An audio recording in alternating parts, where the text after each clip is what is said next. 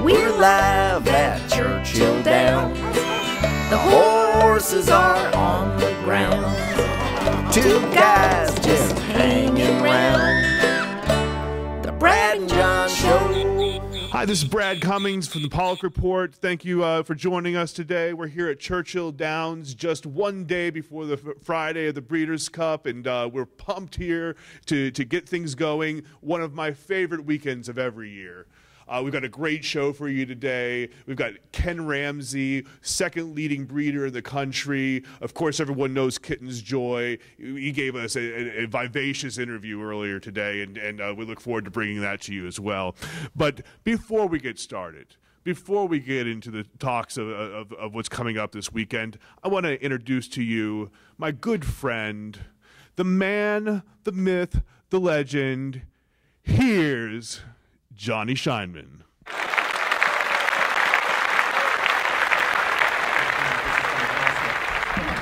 Hi, everyone. John. Brad, it's just great to be here. You didn't mention that this is the Brad and John Show, but this is the Brad and John Show. And just to be the John of the Brad and John Show, this is terrific. Well, yes, of course. I wanted you to take that for us. The Brad and John Show. This is our first episode. We thank you all again for being with us. John, we're here, Churchill Downs, one day before Breeders' Cup Friday. And I got to say, last year there was an obvious hook. Zenyatta, undefeated filly, 19-0, going for her 20th. First time at Churchill Downs on the dirt. Oprah show, 60 Minutes. It seemed like every day the week before the Breeders' Cup, Zenyatta was in every mainstream publication. This year, well, it's not quite the same. We've got some interesting storylines. What do you think not having a Zenyatta is going to do for this year's Breeders' Cup? Well, I think it's in a lot of ways. I think it's going to deflate the Breeders' Cup in terms of penetration into the public's mind at large. I mean, having Zenyatta last year on 60 Minutes was a sensation. Sure.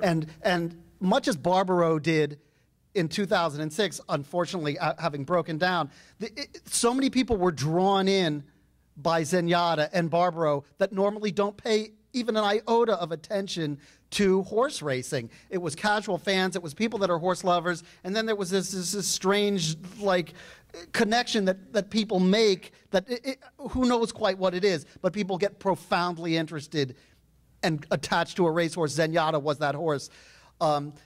The undefeated record was very important. There were so many elements in her favor. It was like a confluence of confluence. Is that even a word? We're making it. Make it as a confluence. Word, yeah. But that came together. That made her a superstar and really opened up the Breeders' Cup to an audience that normally wouldn't be paying attention to it. I personally think this year that audience is not going to be there, and I think. Hold on one second. Well, I haven't finished my point, but I think, and I'm not sure, and I hope this isn't true, but I think the television ratings will not be as high this year, and I think there's a conceivable chance that the handle will not be as high this year because of it. But we've got a filly in this year's Breeders' Cup Classic, has beaten the boys in the Woodward Stakes most recently. Hob de Grace, she's a sensation in her own right. We've got Uncle Mo, who was everybody's excited pick for the Derby Trail. A lot of talk about him winning the Triple Crown. It never materialized because of a last-second infection. So aren't those storylines that people are going to tune into, though? But here's the problem. Who is the media that is bringing those stories? Predominantly horse racing these days, because of the decline of newspapers, which was the traditional ally of horse racing. The newspapers that are still around today don't cover horse racing, and all the other ones have gone out of business, essentially. So what you have now for horse racing is an industry media remaining that covers itself, for itself. And the beauty of the Zenyatta story was that it penetrated media outside of the existing horse racing media. And as great as Harvard de Grace is, and I love this horse, I love this filly, it is so sporting of owner Rick Porter and trainer Larry Jones to enter her into the Breeders' Cup Classic and go for the gold ring instead of running in the Ladies' Classic. And Uncle Mo has been a spectacular story on good side and bad all year long. It's a very compelling racehorse simply because from a standpoint of speed figures, for example, he towers over all the other horses that are running in the country today. Right. So he's an extremely compelling figure. But those two stories are being told by the media by the racing media to the racing audience, and not having a story that breaks out and attracts people from the outside. That's what hurts the Breeders' Cup. Well, speaking of compelling, earlier this week, we had what they call a sizzle reel of Chantal Sutherland, and on the Pollock Report in the comments section especially, there was a lot of debate about whether this is a good thing for the industry or not. Kind of going into the way the Zenyatta broke through last year, can a Chantal Sutherland be a credit to the sport? Even if she's not the best jockey in the world, do we benefit from having our own Danica? Do we benefit from having our own Anna Kournikova? What are your thoughts, John? I've never known anyone who doesn't benefit from having Anna Kournikova or Danica Patrick. Isn't that what you're saying? Well, yeah, especially Enrique Iglesias, right? By the way, when you said sizzle, and I don't even know what the sizzle reel is, but I've been vegetarian this entire month. Why I've taken on this challenge, I don't know. But as soon as you said the word sizzle, I was like Homer Simpson, and I just had bacon sizzling in my mind bubble. Bacon. And then the jelly donut, purple. You know, it's like flavors. So what you asked me, I don't know. But are you talking about are you talking about Chantal appearing in Playboy? Well, there's talk that that's possible. But you know, the hardcore racing fan, the person who really cares about the sport, says, what about Goldakova? This might be her 4th straight Breeders' Cup win. Why isn't that enough to bring in the masses? This is a beautiful sport with magnificent animals, giving it their all on the track. 4-time champion. Well, that would be amazing. It's a great story for like the New York Times, which floats above the stratosphere. But the regular meat and potatoes people don't really care because they don't really care about horse racing to begin with. So you need to attract them with horse racing's other strengths. And if horse racing's other strengths are knockout Chantal Sutherland, let's have knockout Chantal Sutherland. You know, that's great to me. I'm one who's always felt that too many racetracks and the horse racing industry in general undersell the gambling aspect of the game. They're sort of like, well, this is the Breeders' Cup World Championships and it's the thoroughbred world. It's like, no, this is a chance to make a ton of money betting the Pick 4 and the Pick 6. And if you're out there trying to go after the $201 million Powerball the other day, you have a greater chance of that asteroid that's about to like striking the planet and bringing the dinosaurs back to life than hitting that Powerball. But you have a decent chance if you even remotely pay a little attention to what's going on out there and saying, well, these horses can win and I can hit the Pick 6. I mean, these fields are so strong. In fact, last year, Shared Account wins her race, comes back 30-1. I think it was 50-1. Well, it was 50-1 last year. She's morning line 30-1 this year. Right. I mean, you just don't find that anywhere else because you got every single one of these horses would be morning line favorites or second choices in just about any other race. Right, and that should be and that should be sold to the public. Mm-hmm. And racing is almost embarrassed at its gambling. I'll tell you what, if Chantal Sutherland wants to pose in Playboy, I haven't bought a Playboy in weeks, so I'm going to get that Playboy. Now, maybe I'm probably not going to get that Playboy, but people will say, "Oh, that's the horse race. That's the jockey. Man, she's fine." And then next meet at Santa Anita, whoever reads Playboy, and I don't know anybody who reads Playboy. I don't. It's all for free now on the internet, right? It's all for free. Who knows? Who knows? I'm sorry, but nevertheless, there will be people out there that know she was in Playboy and go, "Let's go to Santa Anita and see her live." And then all of a sudden, they might have a great day at the racetrack. I mean, this is, I don't know if I'm right or I'm wrong, but I bet some people do. And so that's a promotion of the game. There's no negative there. There's no negative. I mean, people who think that it's degrading and demeaning to women to pose in Playboy, I don't disagree with that position if it's demeaning to them. But if it's not demeaning to Chantal, that's her business. Sure. Just do us all a favor and wait till you get out of the supermarket before you read the Playboy. Thank you very much. Yeah, no problem. So the Chantal Sutherland question does bring out another issue, and that is horse racing of all the sports is a sport where we can really compare men and women. and they can compete on the same playing field, unlike just about any other tennis or golf or baseball or basketball. None of these other sports do you see the men and the women competing at the same exact level on a consistent basis. But the last 3 years, we've had Rachel Alexandra, we've had Zenyatta, we've had Hob de Grace, we have Chantal Sutherland, Rosie Napravnik, and all of these great female representatives of the sport. Should horse racing do more to use this to its advantage? Well, I think it's interesting that one of the sports that you said didn't have it, to me, did have it, and should have set the kernel of the idea in everybody's head, and that's tennis. People that are my age remember when a 55-year-old former tennis champion named Bobby Riggs said that he could go out and beat the top women's player in the world. And he went out and he defeated Margaret Court, who was one of the top women's players in the world, and then he played Billie Jean King in a sensational, extravaganza that everyone in the country watched. I mean, men versus women is such a compelling story. And unfortunately, racing probably still has some residue from Ruffian's breakdown against Foolish Pleasure when they did the match race, and Ruffian the filly against the Kentucky Derby winner broke down in front of a national television audience. But that, again, before the breakdown, was such a nationally galvanizing event. People were walking around with buttons saying who they were rooting for. And the battle of the sexes in this country is still so compelling. Mm-hmm. Because and I think what it says in a lot of ways is that in a lot of people's minds, women have still not achieved parity in this country. So anytime a woman steps into a traditionally man's world and excels, that becomes a notable story. Okay, racing will tell that story on an individual basis and say, wow, look at Rosie Napravnik, and she's, made it up through Maryland and Delaware in a predominantly male jockey colonies, and look how great she's doing, and now she's ascending to the national stage. And they will tell that story in an isolated way. To me, racing should be selling this story every single day.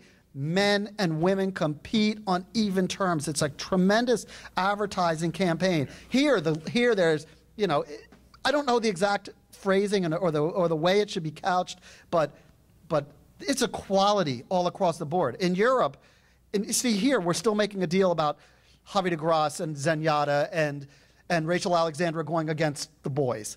Right. But in Europe, it's run-of-the-mill stuff, and it happens every day. So when they come here with their great turf star filly, Serafina, she's not going to run in the filly and mare turf. She's going to run in the turf because there's more money there. Right. They don't have any issue about it. But here, men versus women is still a great issue. And if there's parity or whatever, the sport of racing should capitalize on that and on this issue and sell it. It's all about marketing. Well, speaking of the ladies, obviously the big race tomorrow is the Ladies Classic, and fantastic segue. Thank you very much. You always just use the word "speaking of," and then the word that John just used, and move forward. So. Speaking of the Ladies Classic is tomorrow. It's 8 o'clock at night, and 8 o'clock at night. Is it something like that? Oh my God! Okay, I think it's something like that. They better be serving dinner. Well, I'll bring you some food if they don't. Thank you very much. That's the kind of guy I am. We're going to give you our picks for the Ladies Classic, and of course, John is an expert handicapper, and we all want to hear your thoughts, John. Really? We do. I think I speak for the camera audience. I actually know who you're going to be picking for the Ladies Classic, and that is my 1A choice. Okay.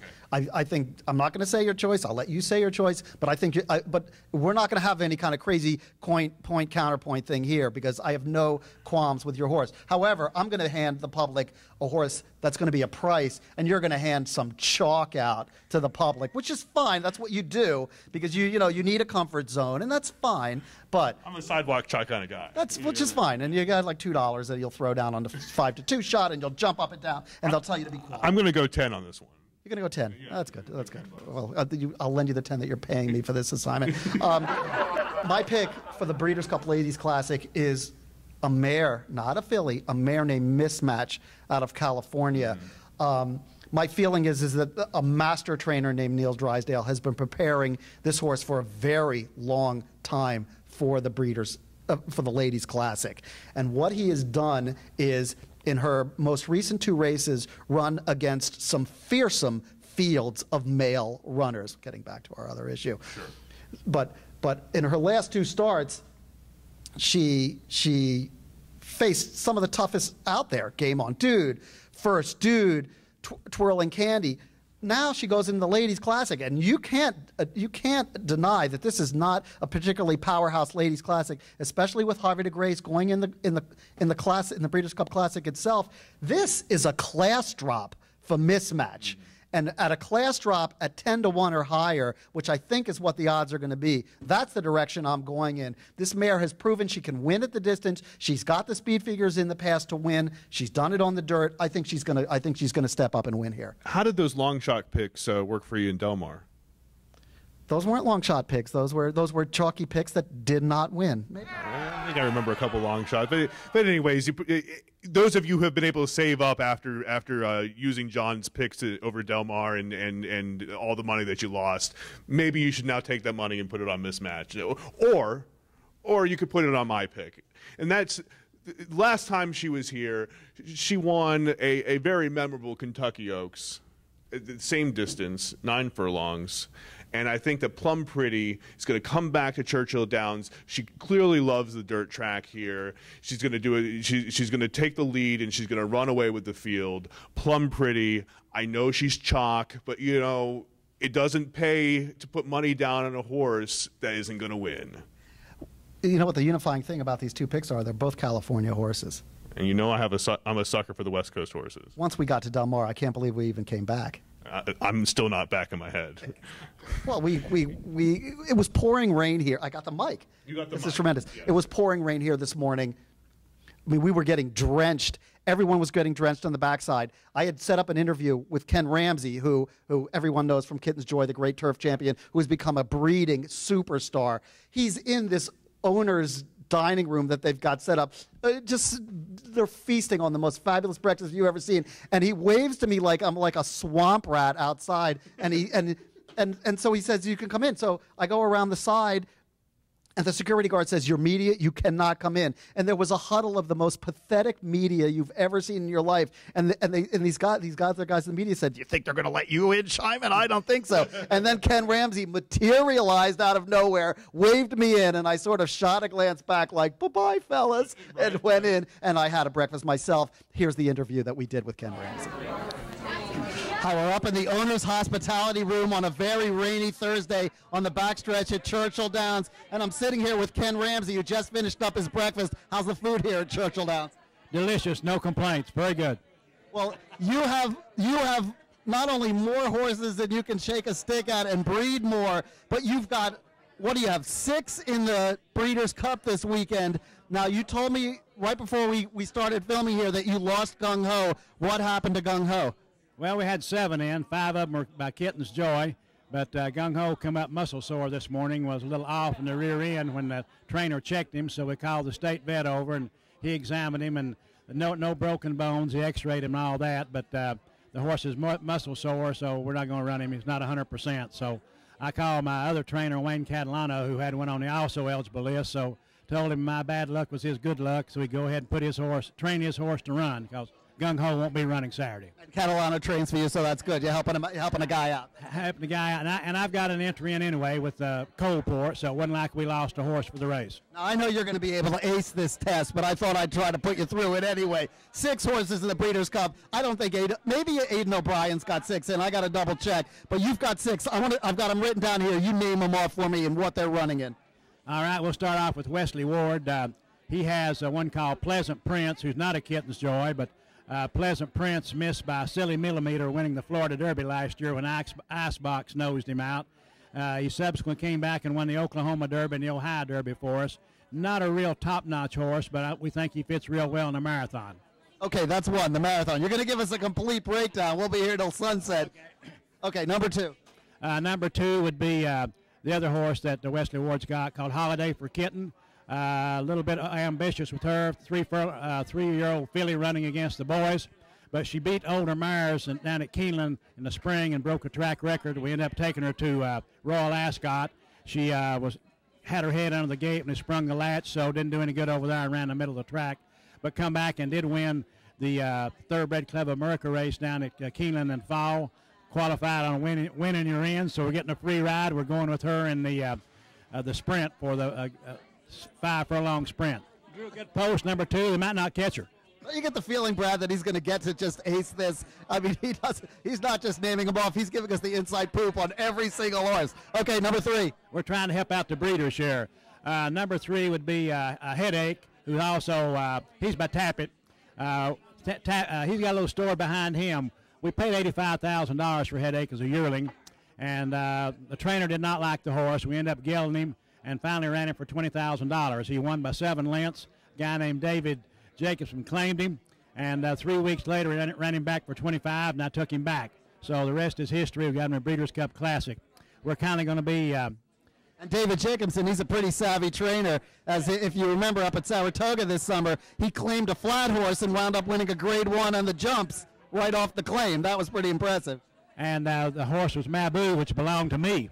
Kindly embarrassed my trainer, Tom Voss. That was my horse he claimed. Sorry, didn't mean to bring it up. No, you didn't know that, huh? Yeah, claimed Maboo from us. We won the Steeplechase Award last year for the Eclipse with the horse called Slipaway, but Tom Voss trained him. So this was a $40,000 claimer. First Steeplechase horse had been claimed at Saratoga in 6 years. But Jacobson took him, won with him, and he's running him in the Colonial Cup at Aiken, South Carolina this coming weekend. So he may end up getting the Eclipse Award. Okay, so we've got Headache, we've got Holiday for Kitten, we've got Pleasant Prince, we've got Coalport, 2 more. All right, now we got Dean's Kitten, who got beat about 3 inches by probably the best horse in the world, Cape Blanco. Don't I know it, because it cost me a fortune. Go on. I got a head bob. We lost the head bob, but he's training super. And we expect him to be right there. I'm not going to give out a strategy, but we discussed it this morning. We may pull off a surprise in that race. Wow, very good. You've heard it here first. Give us the final horse that you've got, and then we'll get on to some other questions. The final horse is probably the best chance we have of winning, Stephanie's Kitten. I was very impressed with the fact that John Velasquez chose to stay with us rather than the other Kitten's Joy horse, Sweet Cat, that Todd Pletcher trains. You know, he normally rides for Todd. So the fact he elected to stay with us gave me a lot of confidence. Wayne Catalano said she couldn't be training better, real smooth. We expect a big run out of Stephanie's Kitten on Friday. Now, I was good. My next question after this, and that's well done. You've got your stable in hand. I'm not going to ask you about the 100 of other horses that you have, but I was going to ask you who you like best. I guess it's Stephanie's Kitten, which leads to a really good story.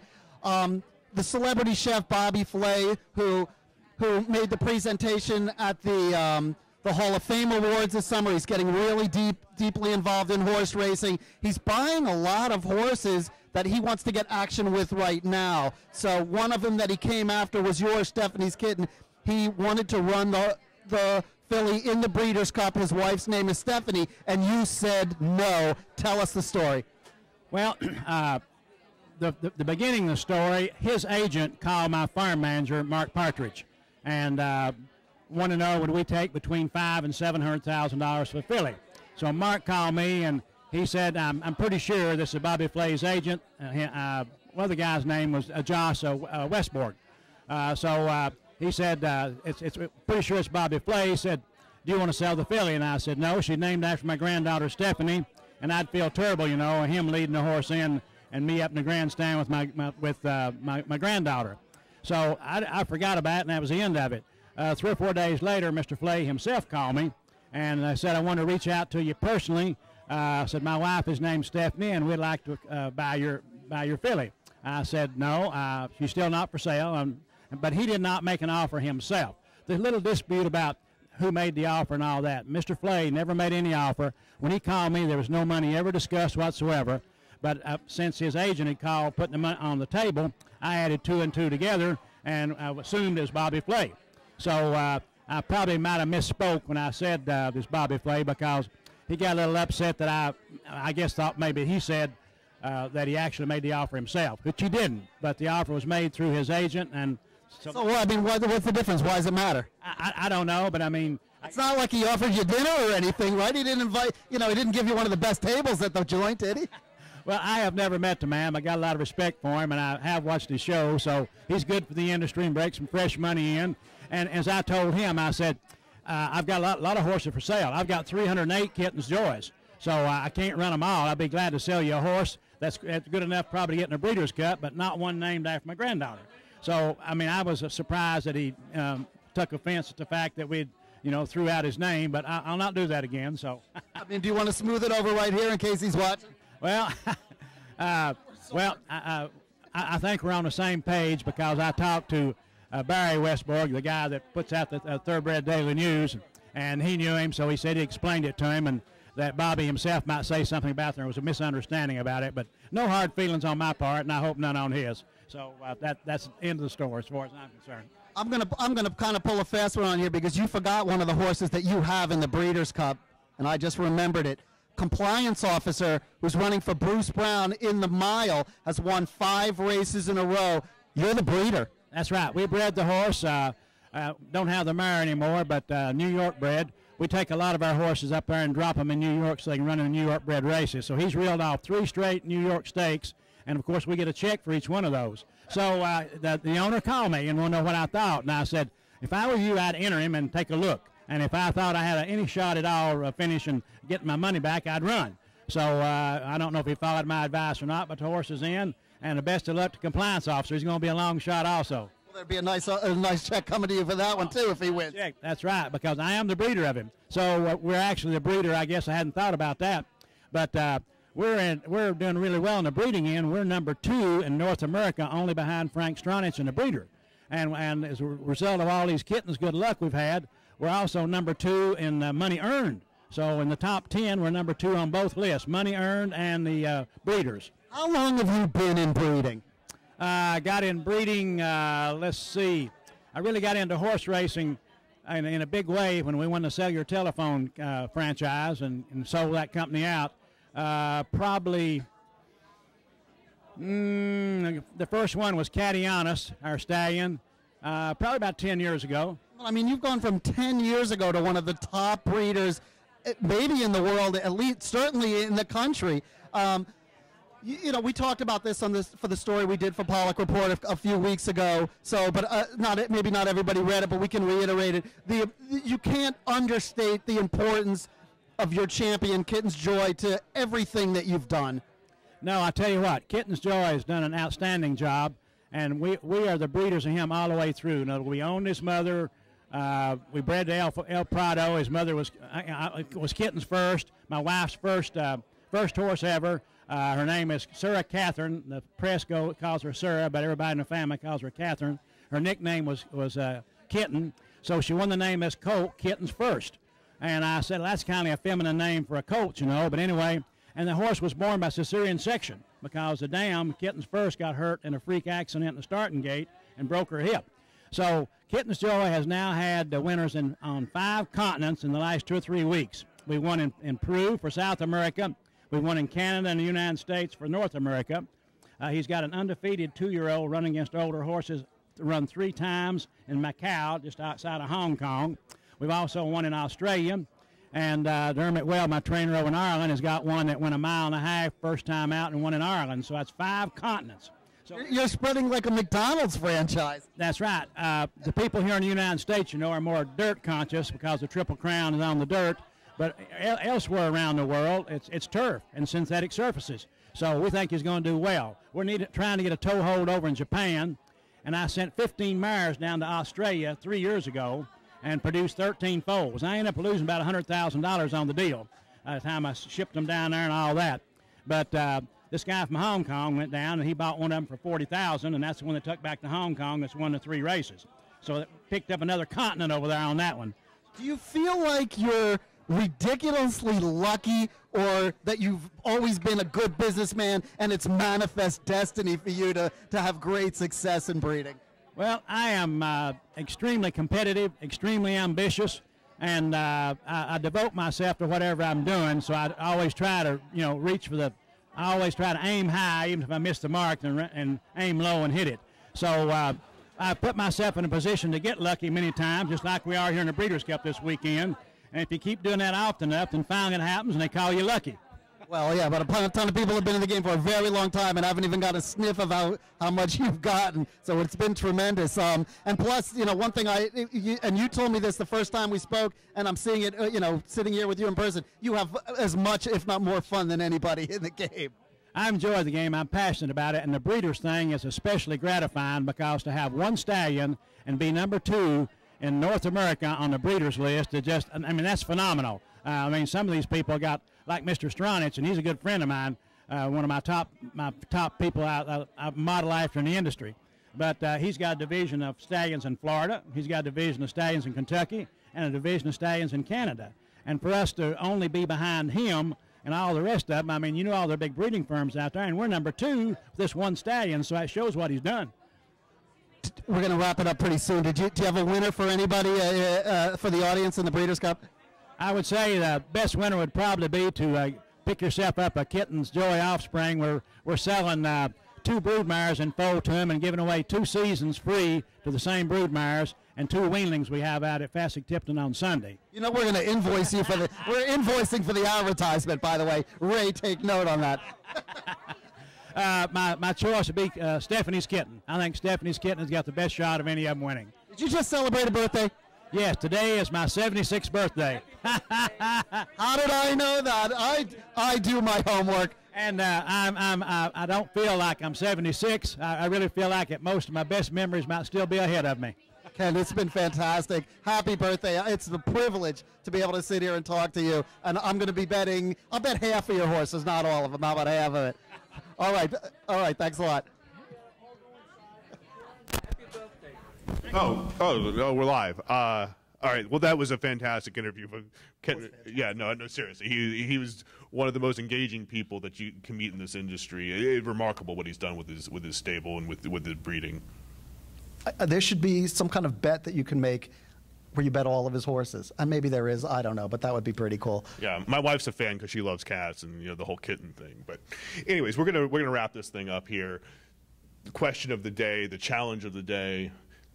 Who's your pick to win the Ladies Classic? We want you to put it down in the comment section below. If the first person with the right pick for the Classic will win a free Breeders' Cup or Bust T-shirt. Now it doesn't get a whole lot better than that, does it? It doesn't get a whole lot better than that. But I will throw in Saturday's contest, a Saratoga tote bag. I will. If you pick the winner of the Classic, but we're not there yet. But if you stick around and keep watching the Brad and John show, right, I will throw in my personal unwrapped Saratoga tote bag. Can it be signed by John Shyman? Yeah, in glow-in-the-dark ink if we can get a hold of the pen. Brilliant.